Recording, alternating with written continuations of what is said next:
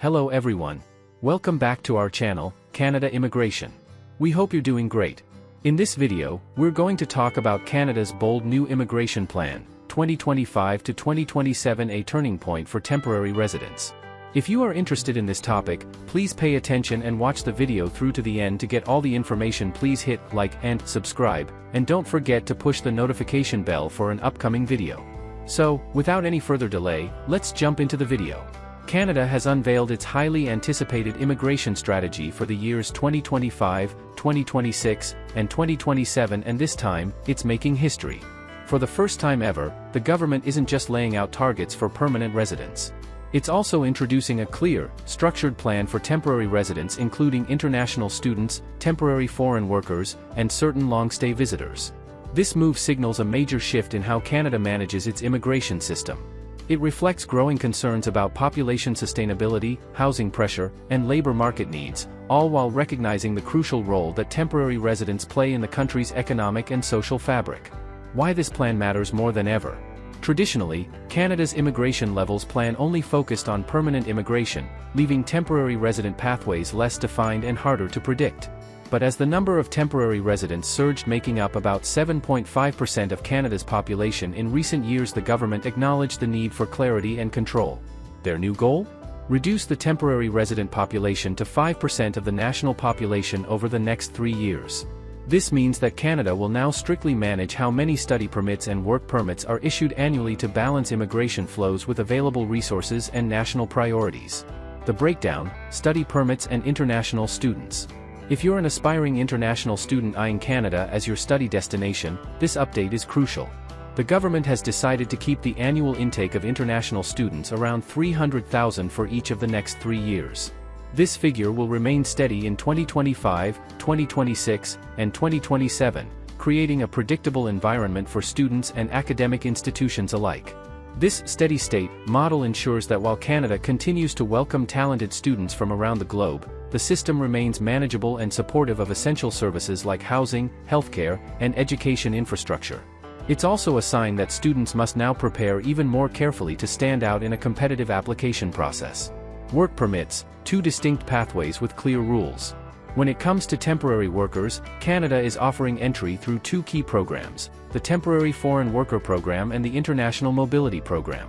Under the TFWP, approximately 82,000 workers will be admitted annually. This stream is particularly focused on sectors that are facing urgent labor shortages, especially healthcare, agriculture, and technology. Workers who fit into these high-demand occupations will have a better chance of securing a work permit, especially if their job offers are backed by a labor market impact assessment. The IMP, on the other hand, includes LMIA-exempt pathways like spousal open work permits and trade agreement-based mobility. Interestingly, this stream will fluctuate. In 2025, Canada plans to issue 285,000 work permits through the IMP, making it the most favorable year for applicants, especially spouses of international students or workers. However, this number will drop in 2026 before rising again in 2027.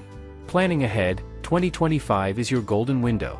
For anyone planning to apply for a spousal open work permit, or hoping to join a partner already in Canada, 2025 is your year to act. With the highest number of permits available, your chances of approval significantly increase if you apply during this window. The same goes for students and workers. Start early, ensure your documents are in order, and apply strategically. As immigration targets become more tightly managed, early preparation can make all the difference. Final thoughts: a transparent, predictable future. Canada's 2025 to 2027 immigration plan sets a bold new precedent. By creating clear targets for both permanent and temporary residents, it gives applicants the information and structure they need to plan ahead with confidence. Whether you're a student, a skilled worker, or a spouse hoping to join a loved one, this roadmap is your invitation to take the next step thoughtfully, strategically, and successfully. Major changes announced in IRCC's 2025 to 2026 departmental plan. Canada's Immigration Department will establish a new pathway to permanent residence and will work toward launching a new work permit stream, according to its 2025 to 2026 departmental plan. The plan, published on June 20, 2025, says that Immigration, Refugees and Citizenship Canada will launch a new permanent pathway to PR by making the Economic Mobility Pathways pilot permanent by the end of 2025. Move forward with creating a new foreign labor stream and type of work permit for the agriculture and fish processing sector. Establish a framework for updating the field of study requirements for post-graduation work permits. Change eligibility requirements for spousal open work permits issued to spouses of foreign workers and international students. Implement new free trade agreements with Indonesia and Ecuador. Work on negotiating additional FTA work permits with the accession candidates to the Comprehensive and Progressive Trans-Pacific Partnership and with the Association of Southeast Asian Nations. Proceed throughout 2025 to 2026 with rolling out a new online account for all IRCC clients. Complete the operationalization of the Welcoming Francophone Communities initiative over 2025 to 2026, and explore a new potential pathway to PR for refugee students. Further, IRCC mentioned that they were testing a new algorithm, GeoMatch, for helping express entry candidates choose where to settle. This new initiative is a collaboration with Stanford University. The plan also reaffirmed many of IRCC's existing commitments and policy statements, including prioritizing permanent residency healthcare workers, trades workers, education workers, and French speakers under express entry's category-based selection. Prioritizing temporary residents already in Canada for PR admissions, with an aim of at least 40% of PR admissions coming from temporary residents already in Canada. Working with provinces and territories to expand the temporary public policy allowing provincial nominee program candidates to obtain special work permits while pursuing PR through the PNP. Speeding up processing of family sponsorship applications for family members living outside Canada. Issuing a total of 80,000, 84-000 labor market impact assessment-based work permits annually under the Temporary Foreign Worker Program, down from 184,000 in 2023. Reducing temporary resident levels to 5% of Canada's population. Limiting annual permanent resident admissions to no more than 1% of Canada's population. Maintaining the intake cap for study permit applications.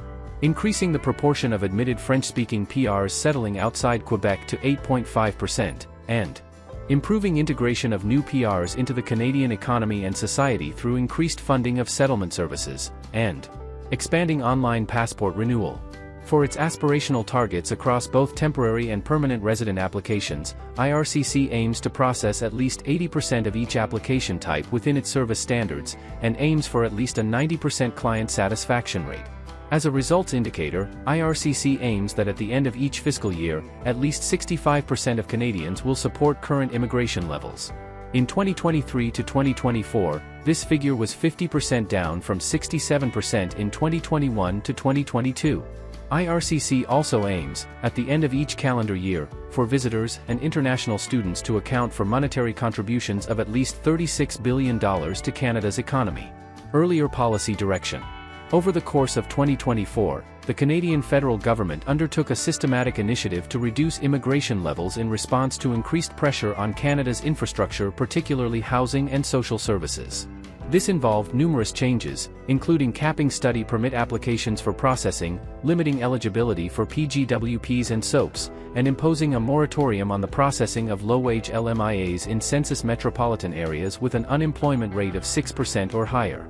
The federal government held to this policy direction in its 2025 to 2027 immigration levels plan, which cut overall permanent resident admissions by around 20%, and was the first annual plan to establish targets for net new temporary resident admissions.